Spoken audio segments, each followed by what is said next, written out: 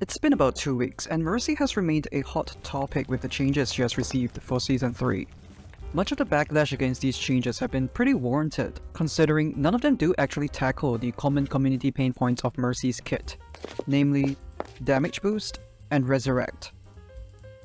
This whole debacle started when Sojourn's alternate fire on her railgun was nerfed to deal only 195 damage on headshots, which then led to Mercy becoming a popular damage boost accessory for Sojourn because she could then one-shot again, and it's been like 4 months. Why hasn't Sojourn been nerfed to the ground yet?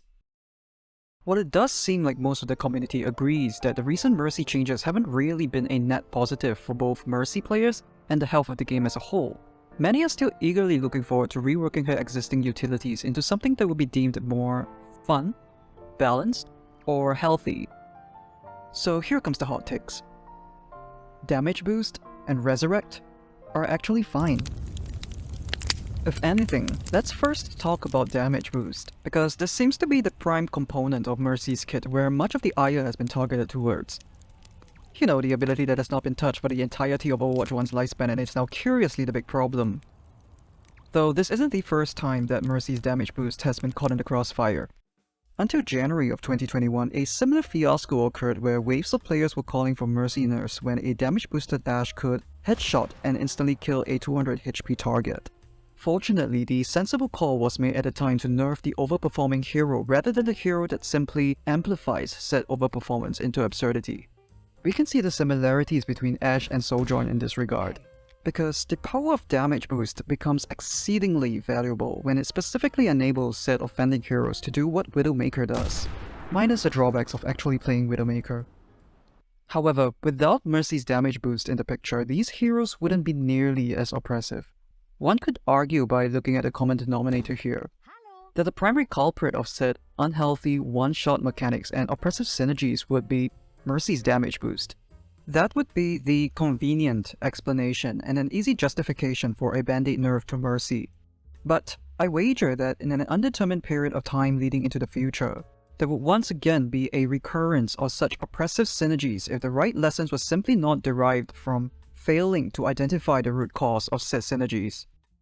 Were we to examine every non-ultimate ability damage source in the game, we would quickly notice a pattern that all damage fire modes and abilities abide to.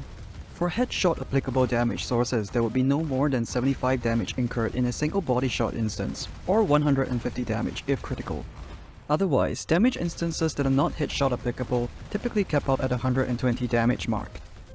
There are certainly exceptions to this equation, but heroes that are able to defy this equation are usually subject to major deficits and limitations in the kit that concretely define the counterplay associated with dealing against these heroes.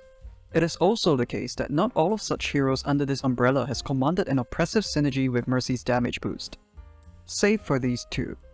Unlike every other hero in the game, these two heroes possess kits that are multi-dimensional and whose power budgets are spread across the various dimensions of their kits, yet defy the very equation that keeps the power levels of every other hero in check.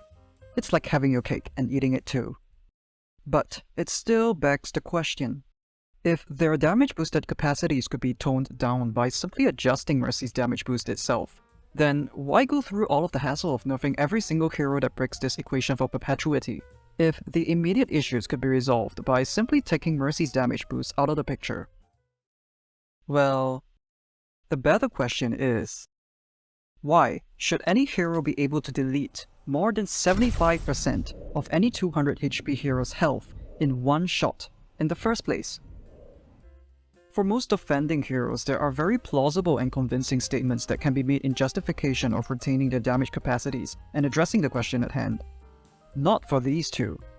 The proof is right here with post-nerf Ashe, who, despite losing her one-shot synergy with Mercy's damage boost, currently sits in the higher tiers among most tier listings.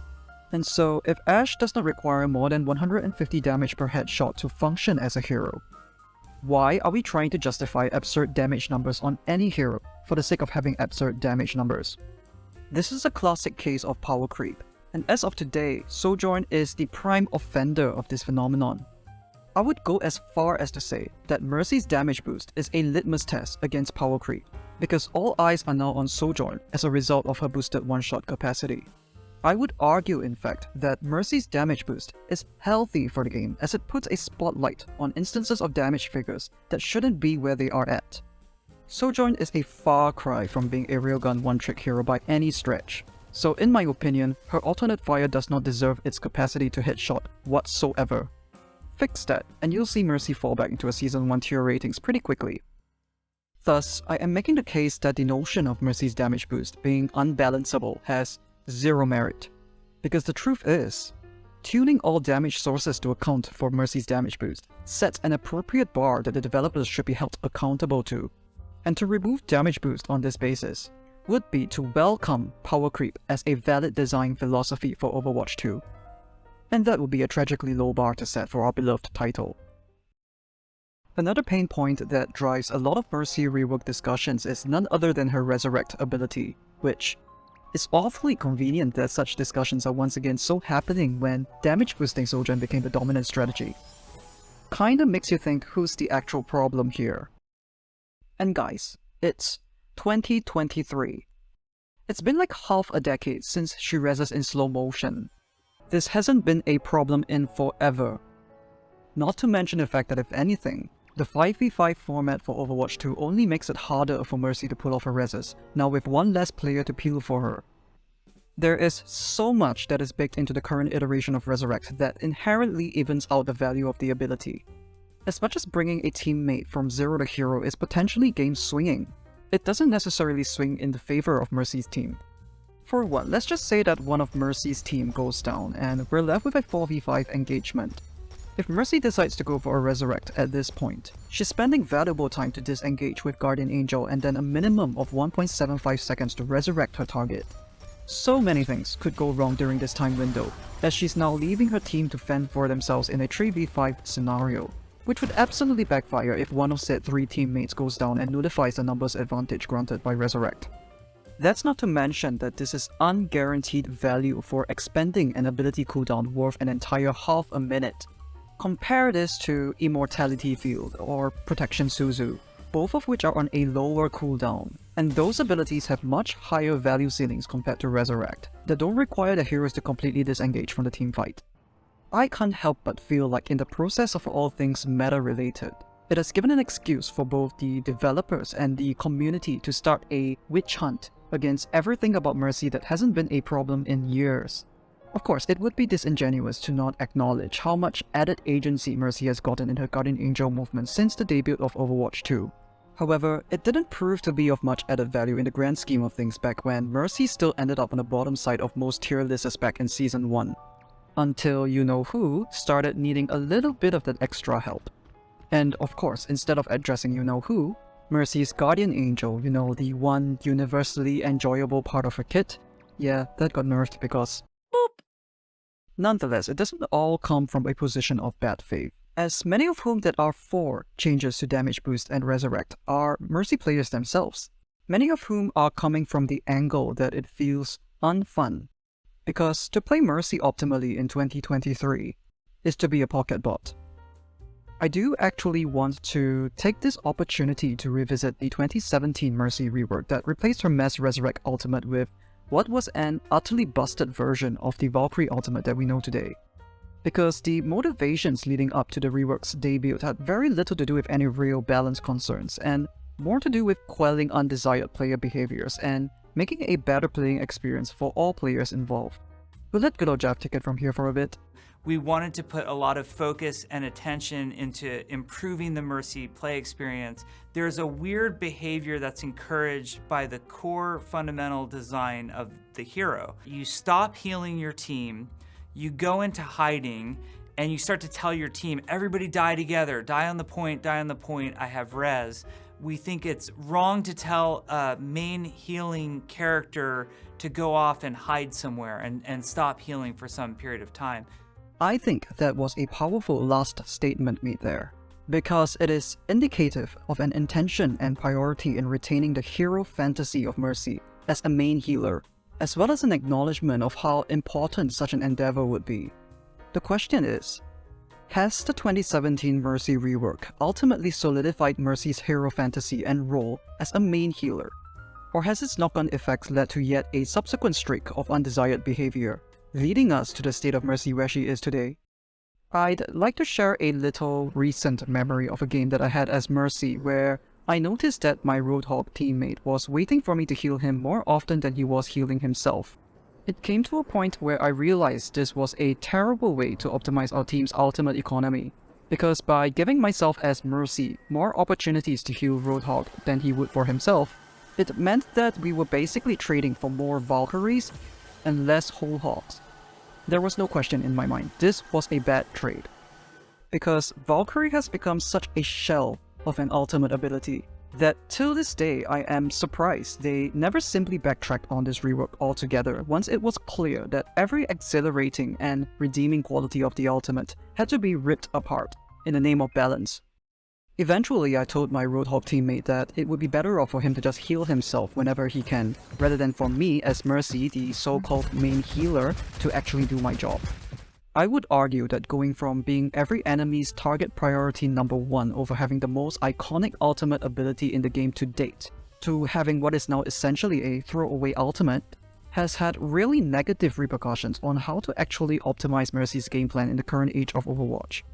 While prior to her rework, Mercy players wouldn't be motivated to becoming a permanent damage boost attachment towards any single player on their team because they needed to optimize how quickly they would build their ultimates. The state of Valkyrie today is such that Mercy is much better off letting her other support heal the team whenever they can instead of herself. Or she would be cannibalizing on opportunities for her team to generate what would otherwise be a better support ultimate on hand. Not to mention that healing creep has gotten so out of hand that Mercy's healing capacity is just practically outshined by every post-launch support hero at this point. They're just better than Mercy at performing in her intended role. Nonetheless, there were some positive responses regarding her new passive that allows Mercy to heal herself for 25% of how much healing she is actively doing.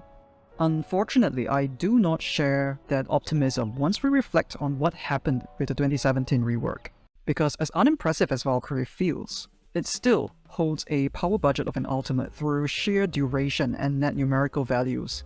Likewise, this new passive feels like yet another attempt at injecting a bunch of numbers to pad up Mercy's performance without taking into consideration of how it would negatively impact the hero fantasy and experience of playing Mercy, much less any clear indication of counterplay in the full picture.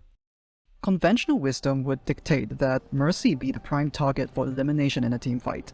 But with the combination of Valkyrie with her new primary healing numbers and passive, Mercy can now quite literally leech onto her teammates to become a parasitic self-healing monster. As a friendly reminder, we're talking about Mercy here, the main healing pure support hero who is supposed to avoid getting hammered at, not a Roadhog-like bullet sponge. How is becoming an unkillable punching bag and then getting away with it have anything to do with the hero fantasy of playing Mercy? Is this supposed to be fun? For anyone? We are trading Mercy's hypermobility for such a mechanic to be balanced as of the current iteration. This is like giving Tracer 50 extra armor but then nerfing her blinks down to a single charge. Even if that was balanced, it would completely destroy the fluidity of Tracer's playing experience, much less the hero fantasy of ever being so nimble yet fragile. And yet sadly, this is a state where Mercy's hero fantasy currently lies. Utterly murdered. It shouldn't be a secret at this point that I am no fan of the Valkyrie ultimate, as it sits in place of an ultimate ability on Mercy's kit that barely plays like one. And this has exacerbated the whole damage boost pocket botting issue because it provides no real reason for Mercy to actually pursue her ultimate. If there was any part of Mercy's kit that deserves a rework, this would be the first place I would look at, as this is one of the major driving forces behind the current undesired behaviors of pocket botting. The new passive is also just not it.